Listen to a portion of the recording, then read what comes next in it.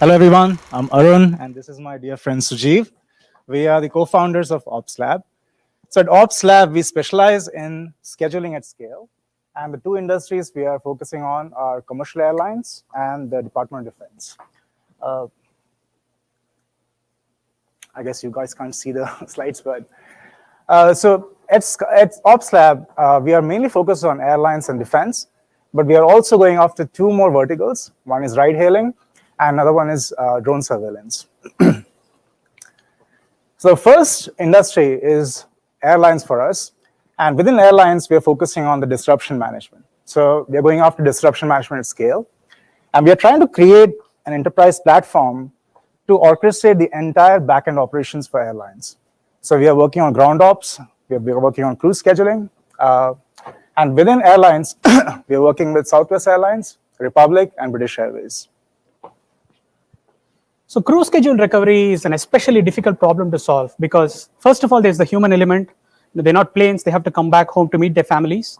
And the other complexity is that, first of all, the scale is as massive as planning. So you have to think of all the constraints and rules that you do when you plan or create the crew schedules, but you have to fix them quickly because things are breaking all the time. The operation control center is dousing fires every minute, and every minute where a disruption is not fixed results in the loss of passenger goodwill, stranded crew members, missed flights, cancellations, delays, whatnot, right? And that's precisely why we specialize in solving complex problems like this. The next vertical is the US Air Force. So with the Air Force, we're working on a very interesting program.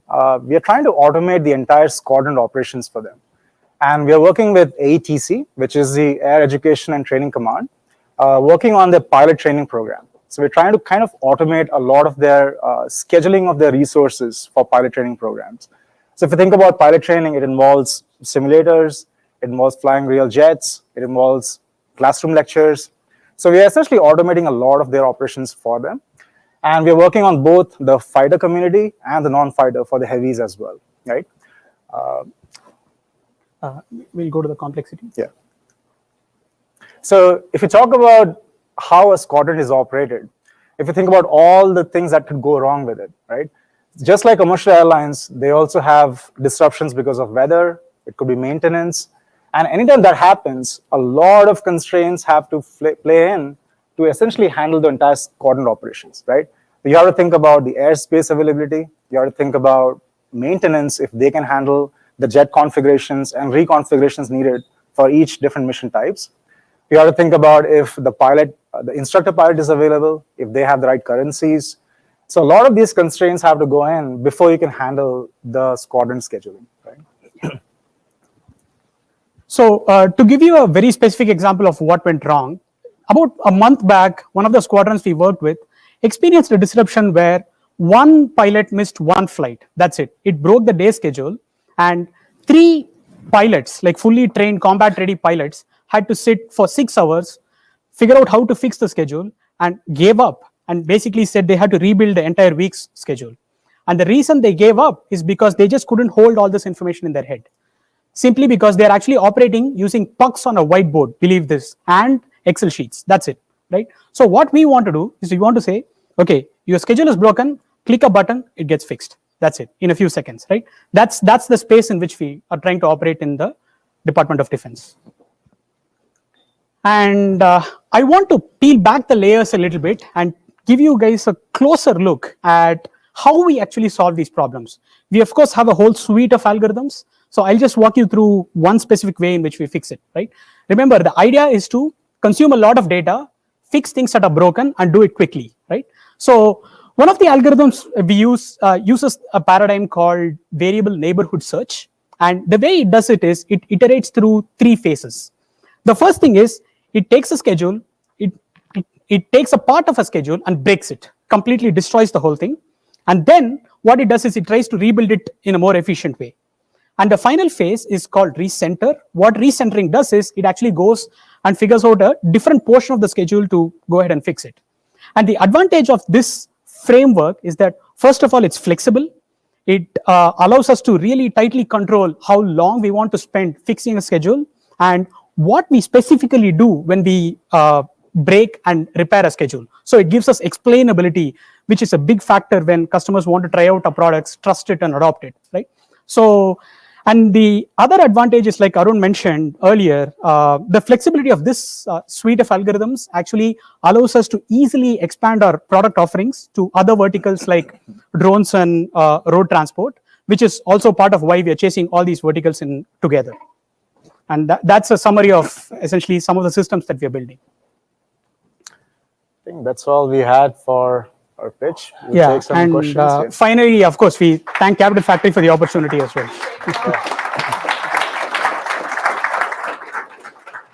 think we've got 2 minutes left, so if anyone would like to ask a question, now is your time. Anyone? Be brave. Have you guys looked at an application of this? I mean, outside of Air Task Order and any of the stuff that you're pursuing specifically with AppWorks, have you looked at it for other organizations that have like large scale mission planning and scheduling conflicts? I mean, specifically like Special Operations Command. So we are talking with ACC, Air Combat Command, as well at Shaw Air Force Base. So their sorties scheduling, squadron scheduling is exactly same as what they run at Luke Air Force Base for AETC. They also run some curriculums, train the pilots for B course and FTUs. So we are talking to them as well. But our goal is to first build it for AETC because we feel that's a more complicated use case, and then showcase it to ACC. Yeah. We've also been approached by the Sinatra wing from the Navy as well. Navy. So because even though they are operating submarines, the scheduling is still the same, right? You still have to train operators and so on. So I think there's so much application what you guys have built, which is really amazing, and what you guys are obviously aiming to do in the future. I mean, dynamic basing is going to be a huge part of what both the Marine Corps, the Army, and everybody in the Pacific AOR are going to be looking at. I mean, there's so much application. It's really impressive. Yeah, thank you. thanks. Where do you do development today? Austin and Phoenix. He lives in Phoenix, I'm in Austin, and we have 2 teams. Yeah. We also have some research collaborations. One of our collaborators is actually the Los Alamos lab. So for new age prototypes, we work with them as well. And essentially with this program, to your question, we are working with this next gen learning management system that Air Force is building. And we will be essentially bolting on top to kind of automate all the scheduling of resources. And the same platform will be rolled out to Navy as well for training their pilots. So the goal is to support the fighter community, the non-fighter for heavies, and for Navy as well. And our aim is not to replace systems or systems of record. Our primary aim is to make existing systems intelligent. If the need arises, we will do it, but the idea is to supply intelligence as a commodity. Get guys off whiteboards. Yeah, exactly. Yeah. All right, y'all, we got to transition to the next team. Yeah. Thank you so Thank much. you so much. For those who are interested in getting a hold of you, how can they do so? Arun@opslab.com. Begin. Excellent. Thank you so Thank much. Elena. All right. Thank you again once again. So real quickly, I just wanted to tell everyone while we're getting this figured out, we're trying to get the slides up on screen. I don't know why they're not working. We're working on it. For those of you who can't see them, it is behind you, but we're working on getting them up on screen. So no fear. Technology is fickle for everyone, I suppose. So next up, we're going to bring onto the stage Sean with Foothold Labs. Come on up. You're already mic'd up, I believe, right? Yeah, awesome. Okay, all right. So Sean, please introduce yourself. Let us know what your company does a little bit, and tell us what you're doing with the Air Force. And stage is yours. Yeah, sounds good. Thank you for you're good. So you know Okay. This one's fine. All right, sounds good. Good morning, everybody. Yes, for the clicker. Yeah, thanks. Good morning, everybody. My name is Sean McIntosh. I'm the CEO and founder of Foothold Labs. First, I'm very grateful for the Capital Factory to allow me into the SBIR Accelerator, and then we just got into the Capital Factory Adventures program back in May. So my background is I was a Navy SEAL for 14 years, enlisted for 8, and officer for 6, and I got out after 14 years because I walked away from 2 helicopter crashes, and I didn't want to gamble on a 3rd, so I got out. I got interested in diagnostics, though. On my last deployment, we went into a really remote area of Afghanistan called Ghazni province. Has anyone in here been to Ghazni or Zabul province? Okay, so very remote, and there's tuberculosis there. Okay, and so my platoon ran into Afghan folks that had a tuberculosis, and then we were potentially exposed to tuberculosis. It took us a month to figure out if we had TB, and we basically had to fly our blood samples to Germany. and we redeployed about a month late. So that stuck with me, and it was a big deal. And we had to figure out how do we help the Afghans that have TB. And this is kind of a long-term enduring problem that stuck with me. So I got interested in 2017 in diagnostics and licensed a novel technology from the Navy Research Lab. So I think they're bringing up my slides here. Does anyone have any experience with electrochemistry or a chemistry background? I know Dr. Howard, who's here with me from Dow Chemical, has experience. Anyway, electrochemistry has not been popular really the last 20, 30 years. It's something that maybe you take a course in, tinker with, but we're using electrochemistry to build a new generation of diagnostics. So there's really three pillars to our technology. There's the hardware, which runs the electrochemistry. There's the sensors, which we can make at scale, and we can essentially create a biosensor by attaching antibodies to the sensor, or we can attach complex molecules that react specifically with a target in a complex matrix like saliva, jet fuel, fresh water. And then there's the machine learning part. The data that comes out of the sensor is somewhat complex, and that's where we use machine learning to add a whole nother layer of selectivity and sensitivity to the system. Thank you. So here's kind of a snapshot of the three layers. This little chip you see in the middle is called a screen printed electrode, and it's the game changer, and machine learning. It's a game changer that allows this technology to finally be commercialized. This technology has been called lab on a chip. It's also been called biology as a circuit, because we're technically attaching antibodies or aptamers or other what are called BREs, biological recognition elements. We're attaching them directly to a conductive substrate. So here's the capability gap that currently exists. Basically, the four big things are cost, speed, training, and data, right? That's the problem that exists.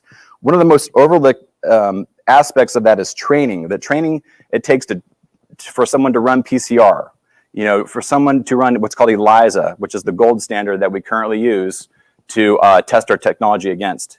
And then the data on these expensive machines is usually siloed. You have to manually take it off the machine, input it into another portal, share it, aggregate it, for reporting purposes. Usually the data is siloed. So we're filling this capability gap with a cost that's closer to traditional colorimetric style legacy systems, $25 to $35 per test, with speed that is currently non-existent. So 5 minutes from collecting a sample to running a test. So here's a picture of our Nanorev version 3. That's the base station that you see. And then we make cartridges for specific use cases. So we just won an Air Force Phase 1 back in October of last year. And we did a project detecting norovirus in ag runoff samples from rural parts of Kansas. And we're based in Kansas City. Then you see at the bottom picture, that's our Nanorev version 3. That is we're building basically for a couple projects with corporate partners.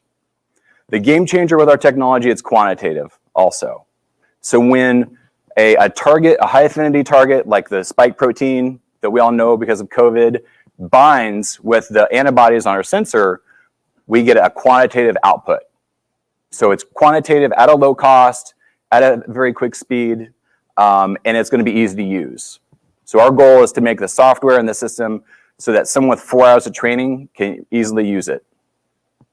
And I've got an example, one of our chips here, if I haven't dropped it. So this is one of our chips. It's about 2/3 the size of a thumb drive, and they're going to be $35 each. You just connect it to the device, to the Nanorev, close the lid, and hit start.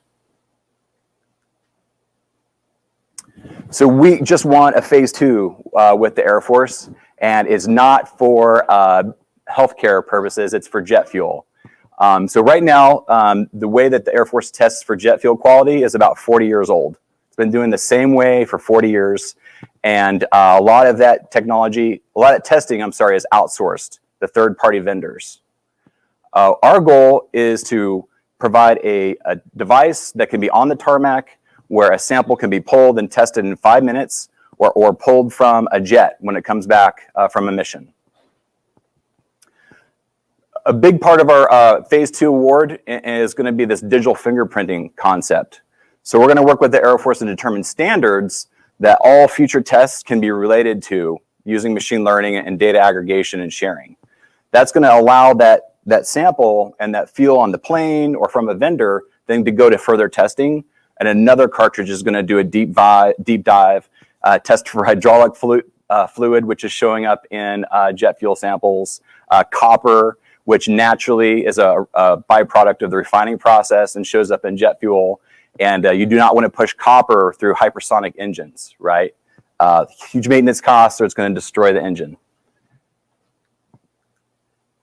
And we've got fabulous partnerships. We're working with the Navy Research Lab, which designed and developed some of the technology. Working with Dr. Ariel First, MIT. Working with the University of Iowa, Pharmachem. Then we've got multiple patents that we've filed and 2 pending submission. And then we have strong interest from corporate animal health diagnostic companies like Zoetis and Merck. And using this traction, we're getting ready to raise a $2 million seed round. If you weren't interested in what we're doing, love to talk to you. So that's the end of my presentation. And it looks like I've got a couple seconds for a question. Yeah, you do. We can do one question for anyone that wants to ask. You have 2 seconds. And if you don't get your question in, how can everyone get a hold of you later? Please go to our LinkedIn page and follow us there. We're going to be doing some follow-up kind of webinars to do demonstrations of technology and to answer questions. So please go to our LinkedIn page or footholdlabs.com. And you'll be here all week, right? I'll be here all week. Cool. All right. So, thanks so much, Sean. Thank you. Appreciate it. Thank you. All right. So before we get on to our last presentation of the morning, I wanted to say a couple of quick notes. First of all, thank you for the team for making sure that our slides are now working. Gotta love technology. It doesn't matter if you work with tech all day, something always fails. So keep it on our toes. For anyone who can't hear or anyone who's watching online that wants to make sure they can see, we have viewing rooms set up on the 8th floor and also in Johnny 5 for anyone who wants to have some distance and view elsewhere. So please go join there if you have not. The other thing I would like to mention is that there's also QR codes all around the building. That's a quick link for you to download Hopin on your phones for later in the day as we're having more sessions. If you want to ask questions, that's where you do it in order to avoid passing the microphone and potentially handing over the virus to each other. We'll be pushing questions through there. So this is a great group and I want to make sure to answer questions in person, but going forward, we're going to use Hopin. So please download that if you have not done so yet. Now I'd like to welcome up to the stage our last company for the day, or for this morning, not for the day, to kick off the rest of this morning, Parasanti. James, come on up. All right, and you know the drill. Tell me who you are, what you do, and what you're doing with the Air Force. Perfect. And you're mic'd up, right? Yes, good. Can you Excellent. all hear me all right? Use your loud voices. My name's James Hancock. I'm the co-founder and CEO of Parasanti. It's my good friend Eric Wesley, who's our executive chairman here at Parasanti. We've worked extensively with the Air Force to this point. We've won a couple of phase 1s. We've been selected for a few phase 2s going forward, primarily utilizing our applications to schedule. But who we are at Parasanti is we're an edge analytics company that's really out to build the future of data for those who work the hardest. So my co-founder and myself, Josh, used to be former chief architects for Hewlett-Packard Enterprise. And we worked on some of the biggest deals on the planet in the private or in the public sector. D6A, Army Leaders Dashboard. There was a serious disconnect between the data that was shared with the people in the war room, or StratCom, and what was shared with the people who were on the battlefield actually doing the work. So we've really created Parasanti to steer towards that operator, to steer towards the roughneck on the oil rig, and to help build a more successful data future for the people who really do need it the most. So there's a lot of common problems with IoT in general, and with JADC2, and with whatever you want to call connecting devices in the world. So one of the biggest ones, and General Wesley will talk about this a little more, is proprietary formats. There's a million different devices out there. In this room, there's probably tens of thousands in itself. Each one speaks its own language. Each one does its own thing. Data quality also becomes a serious issue when we talk about those types of systems because they're dirty. They're just there to collect information and they're there to bring in diagnostic readings as they come through. The third problem is it's downright dangerous, right? We like to say the S in IoT is for security. There is no S in IoT, right? There is no security in IoT. It's generally Python code in containers, and it's generally rife for attacks. So what we've done at Parasanti is we've created an open standards-based data integration platform specifically for the edge, specifically for sensor fusion. The backbone of that application is building on open standards, right? So making it so it can connect to all of these different IoT devices that are in the world. Not building our own IoT devices, right? Not introducing another sensor into the ecosystem. GPU accelerated, right? So it is a GPU first application, so it can work on the small devices that are out there that leverage high performance compute, and it can do so extremely fast without using very much battery. The third one, most important once again, is it's secure, right? We've built the whole thing with NSA grade, full encryption at rest, in transit, to ensure that when that does get attacked, you're either not getting very much out of it, or you're just getting encrypted data along the way. So I want to turn it over to Eric for 1 second to kind of chat about JADC2 in its holistic nature. He literally told me I have 90 seconds, so I'm going to explain JADC2 to you in about a minute and a half. I'm glad to be back here. Last time I was here, I was in a military uniform. Great to be back in a different forum and be here at Capital Factory. The last 4 or 5 years I spent on active duty within Army Futures Command was to develop multi-domain operations and joint all-domain command and control and convergence, as you probably heard it before. The biggest issue is a lot of people say, what is joint all-domain command and control and what's the problem? What is convergence and what are we trying to solve? And let me just share with you very simply, and that is the idea of joint all-domain command and control is to be able to enable any shooter on the battlefield with any sensor through any command and control node in near real time. And when you look at it like that and hear all the problems that James just walked through that we have to solve, and that is the connectivity of various sensors through different weapon systems, ensuring that it has the right supervision with varying command and control nodes, that's a massive problem because we have all of these pristine kill chains, exquisite kill chains, they're proprietary in nature, and they don't have connectivity. The reason I came to work with Parasanti is because this is a capability that allows us to connect sensors with shooters at the edge with the appropriate command and control overhead. It is, frankly, I believe, at the edge, you require edge computing, artificial intelligence, machine learning capabilities, and algorithms at the edge with the ability to connect to any sensor or any node. And that's what they have solved with these elements that James just described. Absolutely. Thank you, sir. So in short, we take a ground up approach. We want to connect to every sensor you have individually and utilize it. How we do that is through our platform called Parasanti Nightfall. Parasanti Nightfall is a drag and drop sensor fusion platform that is fully built on open standards, GPU first architecture, and is built to operate at the edge on GPUs. It has over 800 connectors to the different types of IoT devices today. And we're building new ones every day. As we find a new sensor, as we find a technology that we have not connected to before, we build it. And what that does is it enables that interconnected operation that Eric was talking about there. Some of the really cool parts about this is it also has the ability to trigger anything, right? You can deploy machine learning algorithms right there in the platform. And you can then trigger processes based on the outputs of those algorithms. So the other side of Parasanti is our hardware device. So Parasanti Nightfall is designed to sit on our Dawn devices. And our Dawn devices are really in IP67 environmentally sealed, ultra rugged, ultra tough supercomputer that can run these operations at the edge. Some of the places where we've applied it, we've got a DIU contract working with the Navy today to identify FOD on runways. As mentioned, we've worked with the Air Force. We work significantly with Special Operations Command. But an example of how this works, right, is we have one of our Dawn devices that's running Parasanti Nightfall. It's connected to all of these sensors that operate in the ecosystem, streams all that data through, fuses all that together, utilizes machine learning to identify problems and identify fraud, for example, and then send alerts and send outputs to the end users.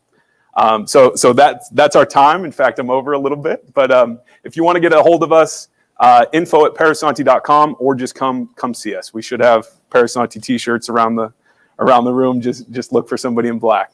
All right, thank you. Thanks, guys. Thanks so much, you guys.